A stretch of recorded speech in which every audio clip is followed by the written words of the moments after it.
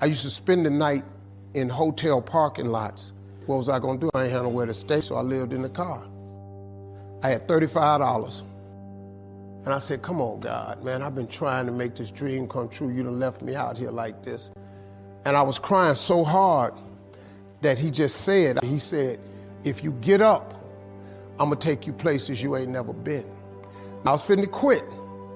So I said, skip it. I'm gonna quit anyway. So I got in my car, I went to a payphone, and I was gonna call my dad. You remember back in the day where you could punch in a code and call your answering machine and get your messages? So I called and I punched in the code. He said, hey, Steve, this is Chuck Sutton with Showtime at the Apollo. We saw a tape of you. You're very funny. If you could get here Sunday night, we'd love to put you on television. Call me back. Let me know if you can make it. So I hung the phone up. I'm crushed because my whole dream of being on TV, and I couldn't get to New York. I got $35. How am I gonna get to New York? I can't make it. So I'm standing there at the phone booth and tears just coming down my face. I said, God, so that must be a sign for me to go home.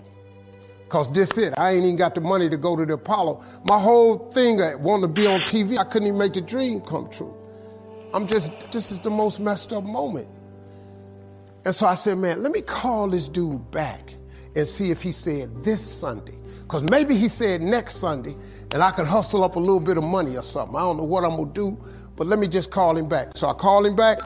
Steve, this is Chuck Sutton, Showtime at the Apollo. We saw a tape of yours. You're very, very funny. Look, we have an opening Sunday night at Showtime at the Apollo. If you can make it, we'd love to put you on TV. I said, it's this Sunday. Before I hit the button, I heard, doop, you have another message. Now, it wasn't there before. So I punched my code in. I listened to the second message. It said, Steve Harvey, this is Tom Sobel from the Comedy Caravan. This was a Thursday. He said, I have a gig in Jacksonville, Florida on Friday night that pays $150. If you can get there Friday night, you'll make $150. So I called him back and I said, hey, Tom, did you get a gig away?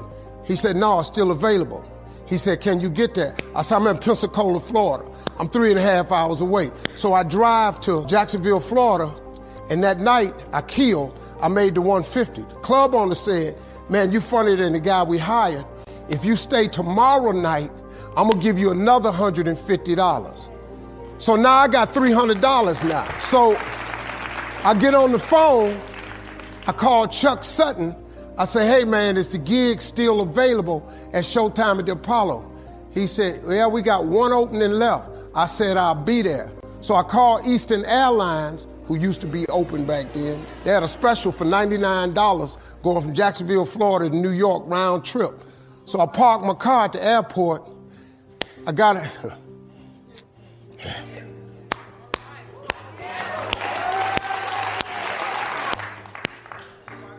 Got on a plane, flew. Everything I had was in 2 bags. Got to the Apollo. I said, hey man, I'm here. I got there at 11 o'clock in the morning. He said, you can't stay here because you don't come on to the late show tonight. I said, man, I ain't got nowhere to go. I said, if you just let me stay in this building, man, I ain't gonna move around nothing. I ain't got nowhere to go. I'm in Harlem. I can't go back out here. I got these 2 bags. I got victim wrote all over me, man. He said, all right, if you go upstairs, don't come down. So he put me in the dressing room on the 6th floor. So that's where all the comedians was. So I stayed up there. I got hungry around 3 o'clock, man. I couldn't take it no more. So I went back downstairs, a dude named Alton Liston. I said, hey man, he said, man, I thought I told you, don't come down them damn steps. I said, hey man, I'm just hungry, man. I said, let me go to that KFC I saw on the corner. Just let me get some chicken. I'll come right back. He said, man, if you ain't back in 20 minutes, you ain't getting in this building. So I went, bought me some chicken, came back. So the comedians started coming in the building. They started coming up on the 6th floor. So I meet this guy named D.L. Hughley. I introduced myself. He introduced himself. I'm sitting there, another guy come in named Dwayne Johnson. Then this other dude walked in named Jamie Foxx. And I introduced myself. We don't know each other. Ain't none of us famous. It's 1991, man. They gave everybody the lineup. I was on the last show of the night. I don't go on to 11 at night. I done had this 4 pieces of chicken. I'm starving, man. That chicken done wore off. I'm nervous, man. I'm about to throw up. D.L. Hughley went downstairs. D.L. Hughley got booed off. Dwayne Johnson got booed off. Jamie Foxx went down there and got booed. They booed Jamie, then Jamie started singing. And then they started clapping. And Jamie had their ass. Then he went back to them jokes, and they got his ass. So I'm walking down the steps, and I see Jamie sitting on the steps. I said, hey, man, hang in there. He said, man, that ain't never happened to me before, man. This is crazy. This Jamie Foxx, man, one of the most talented people in all of comedy. And now, you don't even know how nervous I am, man. I can't even. My breathing is shot because these dudes been booed. So I walk out. I had wrote this joke. Mike Tyson had got in a fight in Harlem with this heavyweight named Mitch Green. Mike Tyson had hit the dude in the eye in the store. Now, he was on the news, his eye was swollen. So the joke I wrote was, they was interviewing Mitch Green, and he was telling everybody what happened, but his eye took over the interview. And I wrote this joke that his eye started talking and was just, I tell you what happened. The heavyweight champ's fist.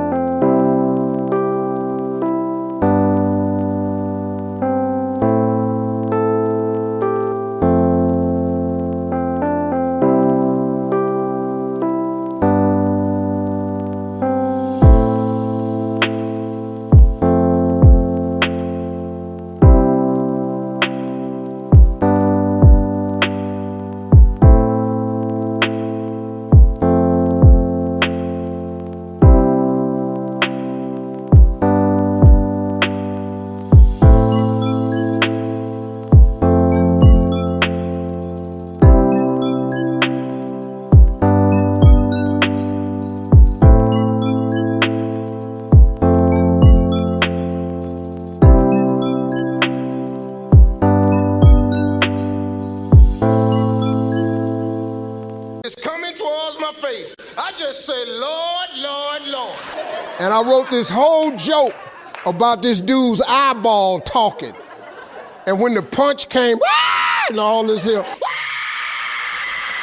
the Apollo, man, they went crazy. They lost their mind. I got a standing ovation, man. I walked off stage, man, just started crying. I couldn't believe it. And they paid me. I made $750 for being on TV for one night. I'd never made $750 telling jokes in one night. And so that was my first television appearance. A couple weeks later, Sinbad was the host of the show. He got this job on Different World. And so he quit. And so Mark Curry became the host. And then Mark Curry got hanging with Mr. Cooper, and he quit. And they came to me and said, would you come back to New York and host amateur night for us to just try you out? Oh, ain't no problem. And so I went to New York. I hosted amateur night, and I was killing. I did the warm-up and the hosting, and I created a bond with that audience. And that's how I got on TV. It was my very first TV show. I hosted Showtime at the Apollo. I ended up being the longest running host in the history of Showtime Apollo. I did that show for 8 years. Nobody ever did it for 8 years. And that was my turn back moment. See, in your life, everybody has a turn back moment. You have a moment where you could go forward or you can give up. But the thing you have to keep in mind before you give up is that if you give up, the guarantee is it will never happen. That's the guarantee of quitting.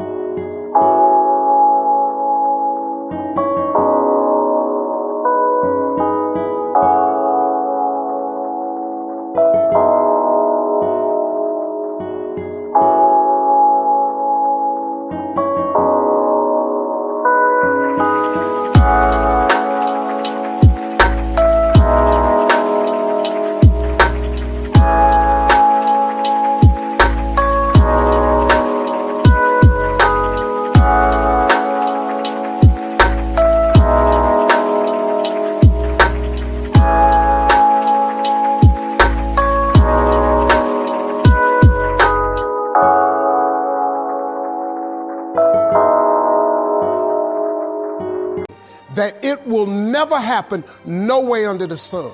The only way the possibility remains that it can happen is if you never give up no matter what.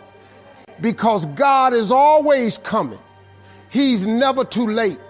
At your worst moment, look, man, when they told me I had to be in New York, I saw no way I could get there. But that God, though, he make the phone ring. I end up in Florida, I make $300. Then I go to New York, I make $750. Almost got $1,000 out of nowhere. That's what happened to me. That was my moment of never giving up. That's when I first learned that faith was everything, that you have to remain faithful.